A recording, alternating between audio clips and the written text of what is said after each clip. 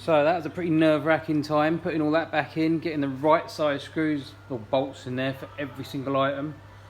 But the mechatronic is back in.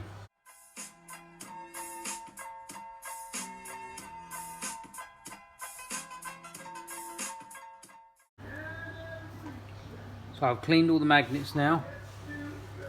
Might just be able to see it there.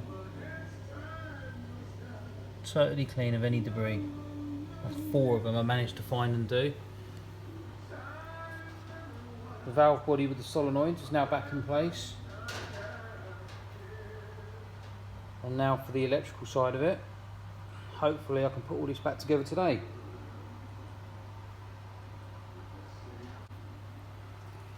So that was a pretty nerve-wracking time, putting all that back in, getting the right size screws or bolts in there for every single item. But the mechatronic is back in. Really chuffed with that. All cleaned, fingers crossed, everything is where it should be.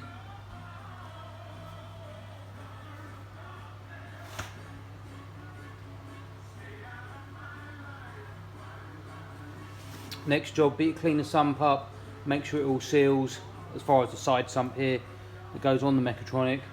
Order up my filters and then get the other set of clutches in, albeit they're standard clutches, but they'll have to do for now. The old dodgy stuff. So I'm back at it again. Today is clean up day and put it back together.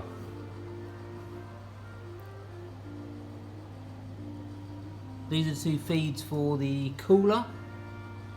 Filter hole all cleaned out. Main filter. This one here is high pressure filter. And then I've got to go on to building the clutches. What I noticed here though, they run O-rings on these and they fit into this little segment here, which is what seals it. This was one of the leaks I had, and on closer inspection, I don't know if you can see it properly in here, these are all split, very very thin. So hopefully that will be the cure for that and stop it leaking. Okay, so not knowing, I fitted this back onto it, which is for the cooler. Unfortunately it blocks where the filter goes, so I've had to redo it again, but never mind. Seems to seal up nicely on the new O-rings. So here's a new filter which I hunted high and low for.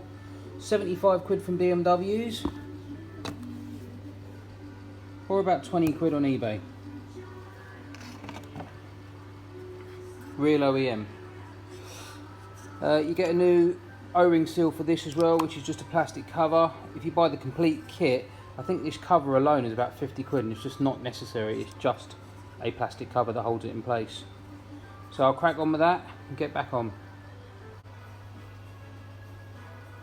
So I managed to get the filter in, but with a massive deal of effort, and also a lovely chunk of wood and a mallet, a rubber one at that. Just had to give it a good ironing. I can't believe that's how you got to put it in, but I've checked on sites and it would appear it is. This plastic cover here is just so tight with the new O-ring on it, it just would not go.